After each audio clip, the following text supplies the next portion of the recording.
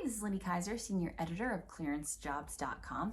On this week's Security Clearance News Update, we're talking about insider threats and a specific insider threat case study gone right.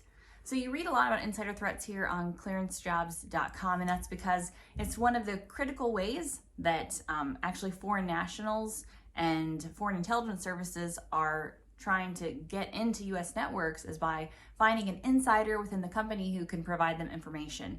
That's why a key part of the security clearance process is trying to figure out what vulnerabilities individuals might have if they're susceptible to blackmail or coercion for any issues.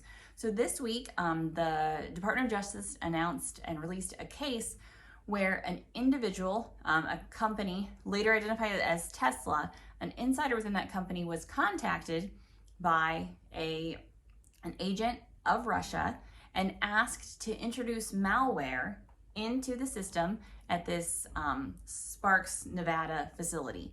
So the individual in question, the insider within the Tesla company, was offered up to $1 million in order to do that. He early on in the process reached out and contacted the FBI, notified them that he had been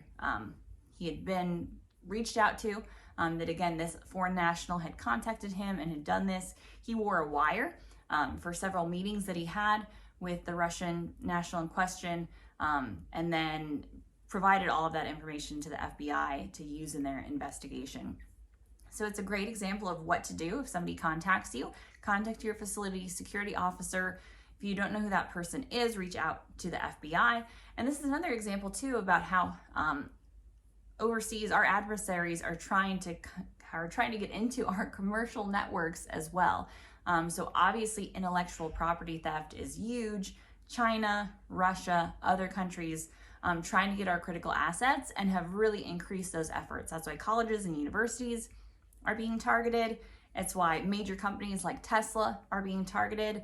So for you as an individual, especially with a security clearance, but regardless of whether you have a clearance, if somebody reaches out to you and wants to know more about your job, make sure you verify who that person is. Also really important on social networks that you're not oversharing information about the work that you do. And know that if somebody asks you, especially somebody you don't know, is asking you a lot of questions about your employment, it might be time to be suspicious. So again, kudos in this case, an insider threat gone right. But for more insider threat training requirements, case studies, and just security clearance news and information, visit us at clearancejobs.com.